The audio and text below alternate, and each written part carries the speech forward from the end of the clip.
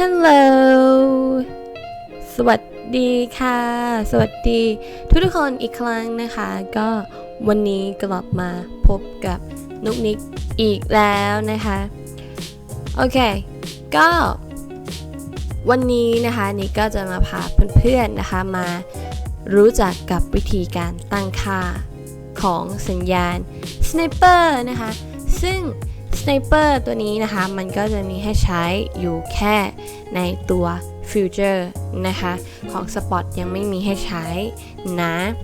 ต้องบอกว่าช่วงนี้นะคะเพื่อนๆหลายคนที่รันตัว Future มานะคะหรือว่าใช้ Sniper มาแล้วเนี่ยนิกก็ใช้ด้วยเหมือนกันเนาะก็จะเห็นว่าผลงานช่วงนี้คือค่อนข้างยอดเยี่ยมจริงๆนะคะ ก็เลยอยากจะมาแนะนำนะคะให้เพื่อนๆทุกคนลองใช้ตามกันดูนะคะเผื่อ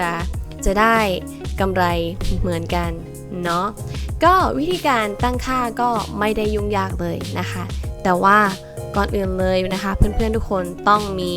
บอทฟิวเจอร์ก่อนนะคะตัวนี้นะคะก็สามารถใช้ได้ทั้งฟรีเมียมแล้วก็พรีเมียมเลยนะโอเคเนื่องจากว่านิกได้ทำการ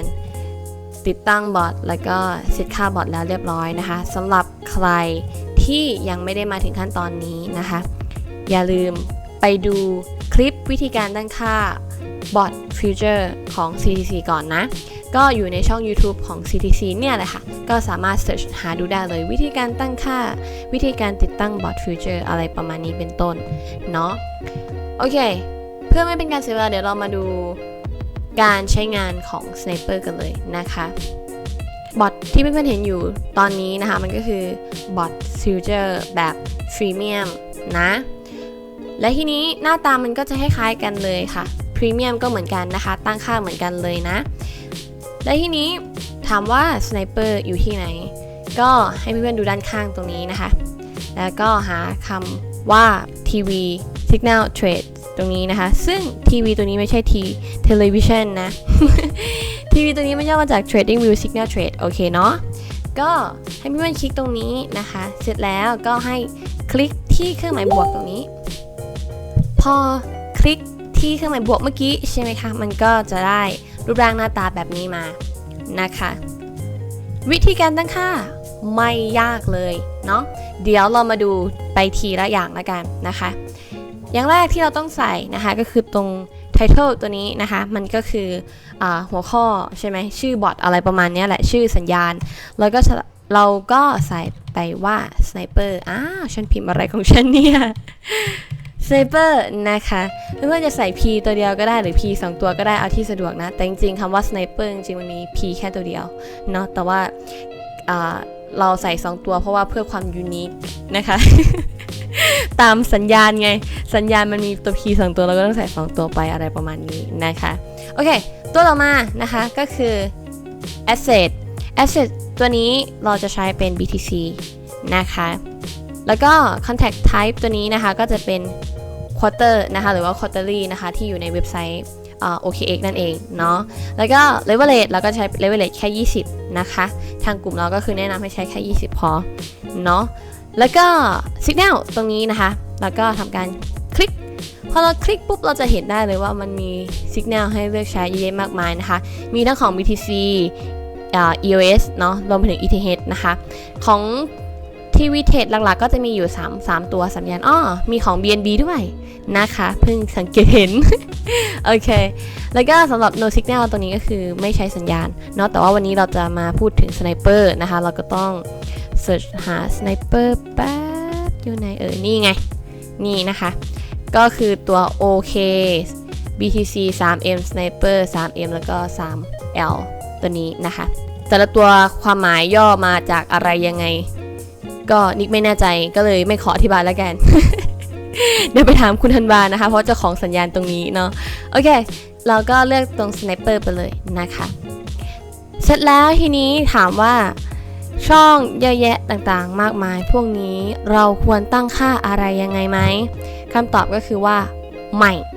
แต่ก็ไม่ใช่ว่าไม่ซะทีเดียวนะเพราะว่าที่บอกว่าไม่เพราะว่าอะไรเพราะว่าสัญญาณตรงนี้ค่ะมันเป็นสัญญาณออโต้เป็นสัญญาณอัตโนมัติหมายความว่า เวลาที่มันมีสัญญาณเข้าซื้อหรือว่าขายออกเนี่ยมันจะส่งมาจากตัว trading view ซึ่งคนที่ดูแลสัญญาณตรงนั้นก็คือจะเป็นคนที่ทำระบบนี้ขึ้นมานั่นก็คือคุณธันวานั่นเองนะคะและทีนี้ค่าพวกนี้มันก็จะเปลี่ยนตามการจูนแต่ละครั้งของระบบสัญญาณตรงเนี้ยแล้วมันก็จะส่งค่ามาอัตโนมัติโดยบอทของเราก็คือเราไม่ต้องไปทำอะไรให้มันยุ่งยากเพราะว่าในการเปลี่ยนพารามิเตอร์ต่างๆพวกนี้มันอาจจะมีผลต่อสัญญาณซึ่งถ้าเราไม่มีความรู้ในการจูนระบบบ้างหรือว่าในการดูกราฟหรือการวิเคราะห์การนั่นนี่ไม่แนะนำโอเคนะควรใช้สัญญาณที่มันส่งมาโดยตรงจะดีกว่านะคะเพราะฉะนั้นแล้วอินดิเคเตอร์ต่างๆพวกนี้เราไม่ต้องไปทำอะไรกับมันเลยนะคะแต่มันจะมีอยู่แค่อย่าง2อย่างที่นิกอยากให้เพื่อนๆปรับนิดนึงอย่างแรกนะคะก็คือตัวเทรดดิ้งเห็นไหมคำว่า long trade size กับ short trade size ตรงนี้นะคะนี่อยากให้เพื่อนเปลี่ยนเป็น 10% นะคะ trade size นะคะมันก็คือขนาดของไม้นะคะมันก็คือ 10% ของ available ทั้งหมดและทีนี้ตัว trade size เนี่ยสำคัญนะคะสำคัญตรงที่ว่าถ้าเพื่อนๆใช้เยอะจนเกินไปมันก็จะเสี่ยงโอเคไหมถ้าใช้น้อยจนเกินไปบางทีมันไม่เข้าซื้อให้ประมาณนี้นะคะก็เลยให้ตั้ง trade size เนี่ยให้มันเป็น10ก็คือให้มันเป็นค่ามาตรฐานเลยให้เรารู้กันว่า10นี่คือค่า default นะคือค่ามาตรฐานนะโอเคไหมนะคะส่วนสำหรับทุนที่จะใช้รันเห็นตรง available ตรงนี้ไหมคือของนิกอันนี้คือพอร์ตตัวอย่างของนิกที่นิกเอามาให้เพื่อนๆดูนะคะถ้าเป็นสำหรับบอทฟรีเมียมหรือว่าบอทเดโมอะที่มันไม่ต้องแบบรันเงินจริงอะค่ะตัวเนี้ยขั้นต่ำก็คือ5 contact 10ตัวเนี้ยหน่วยมันคือ contact นะคะเพราะว่ามันจะมีการตั้งค่าอยู่ในเว็บไซต์ของเราตรงนี้เห็นไหม unit ก็คือเป็น contact นะคะเพราะฉะนั้นแล้วตรง available ตรงเนี้ยหน่วยมันก็คือ contact เพราะฉะนั้นถ้าเป็นเดโมไม่ต่ำกว่า5 contact นะคะแต่ถ้าเกิดว่าเพื่อนๆจะรันจริงๆคือใช้เงินจริงๆรันเนี่ยหรือว่าสมาชิกพรีเมียมที่จะรันบอทฟิวเจอร์ตรงนี้ค่ะก็ไม่ควรต่ำกว่า10 contact โอเคไหมซึ่ง10 contact ตอนนี้นะคะณราคาปัจจุบันเนี่ยแค่ 0.005 ก็ได้10 contact พอดีเลยเห็นไหมไม่ได้ใช้ทุนเยอะเลยเนาะแต่ถ้าสมมติว่าเพื่อนๆต้องการรันแล้วมาให้มันมีกำไรจริงๆให้มันเห็นผลให้มัน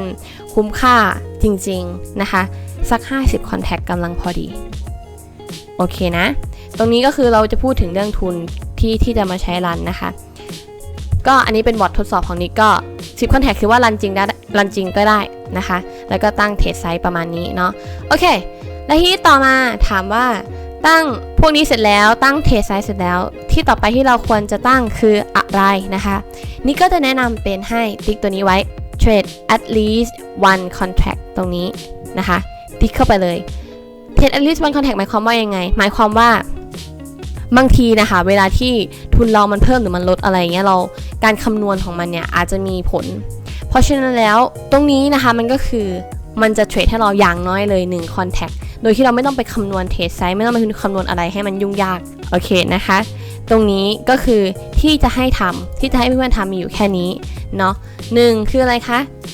กรอกตรงช่อง information ให้เสร็จ2เลือกเทรดไซส์นะคะตั้งค่าเทรดไซส์ให้เรียบร้อยและ3ติ๊กตรงนี้เนาะพอเราตั้งค่าพวกนี้เสร็จแล้วใช่ไหมคะก็ให้เราเปิดบอทตรงนี้ได้เลยเปิดปุ๊บเห็นไหมสัญญาณเพิ่มมาตรงช่องนี้แล้วเรียบร้อยนะคะแล้วก็อันนี้ก็คือ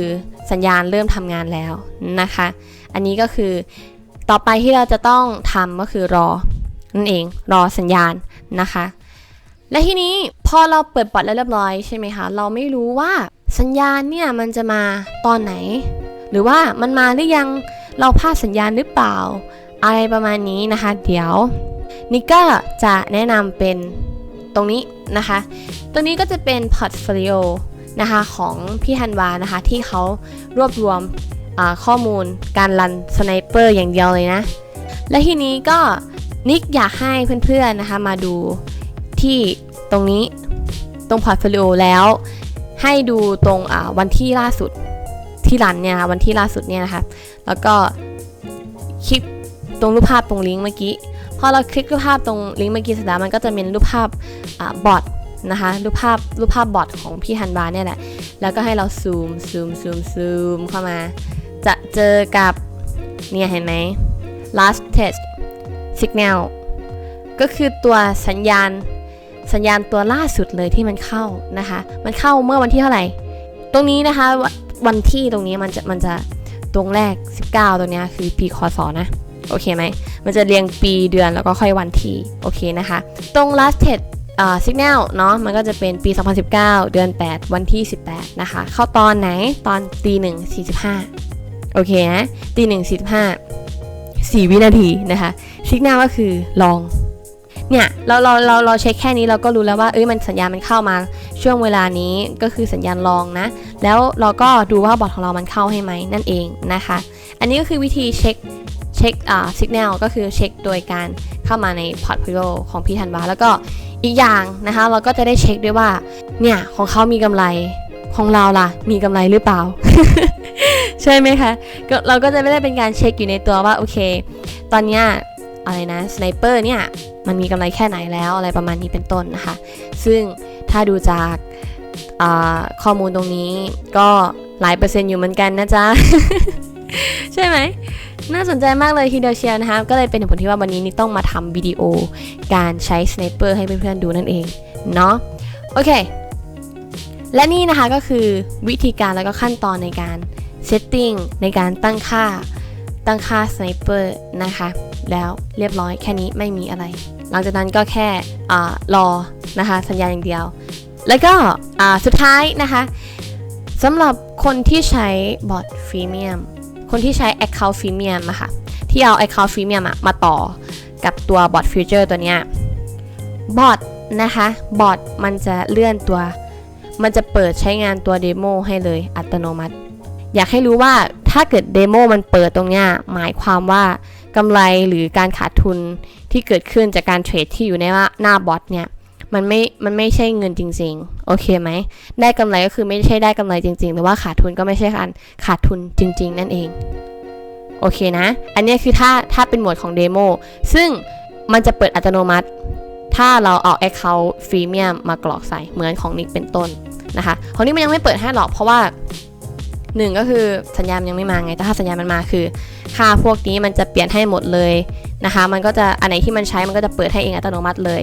นะแล้วก็รวมไปถึงเดโมมันก็จะเปิดให้อัตโนมัติเลยเช่นกันนะคะแต่ถ้าเกิดว่าเราใช้เป็นของพรีเมียมนะคะเราต้องดูด้วยนะไม่ใช่ว่าใช้ของพรีเมียมก็จริงแต่บอทแอปเปิดแล้วเราก็ลืมปิดอะไรอย่างเงี้ยจริงๆมันไม่ได้เปิดเองอัตโนมัตินะแต่บางทีเราอาจจะเผลอไปคลิกอะไรอย่างเงี้ยต้องเช็คดูด้วยนะคะเผื่อได้กำไรมาไม่ใช่เงินจริงๆอันนี้จะยุ่งนะจะซวยเอานะโอเคนะตรงนี้นะคะก็แค่ว่าถ้าเป็นของพรีเมียมมันก็จะไม่เดโมมันก็จะปิดได้แต่ฟรีเมียมเดโมปิดไม่ได้นะจ๊ะ โอเคเนาะก็น่าจะมีแค่นี้แหละนะหมายถึงตัวสไนเปอร์นะคะสำหรับคลิปวิดีโอนี้นะคะนี่ก็ขอฝากไปเพียงเท่านี้ละกันนะคะถ้าเกิดว่าเพื่อนๆมีคำถามสงสัยเพิ่มเติมอะไรยังไงตรงไหนก็สามารถสอบถามเข้ามาได้นะคะไม่ว่าจะเป็นทาง inbox ใน Facebook นิกเลยก็ได้หรือว่าจะเป็นใต้โพสต์นี้หรือว่าจะเป็นใต้วิดีโอนี้ใน YouTube ก็ได้อีกเช่นกันนะคะหลายๆช่องทางสามารถสอบถามเข้ามาได้เลยเนาะขอบคุณมากๆนะคะสำหรับการรับชมอย่าลืมกดไลค์กดแชร์แล้วก็กด Subscribe แล้วป่ะเอาใหม่อย่าลืมกดไลค์กดแชร์แล้วก็กด Subscribe ให้กับช่อง YouTube ของเราด้วยนะคะเพื่อที่จะได้ไม่พลาดทุกวิดีโอของเรานั่นเองเนาะก็เดี๋ยววันนี้นิกไปแล้วค่ะไว้เจอกันคลิปวิดีโอหน้านะคะบ๊ายบาย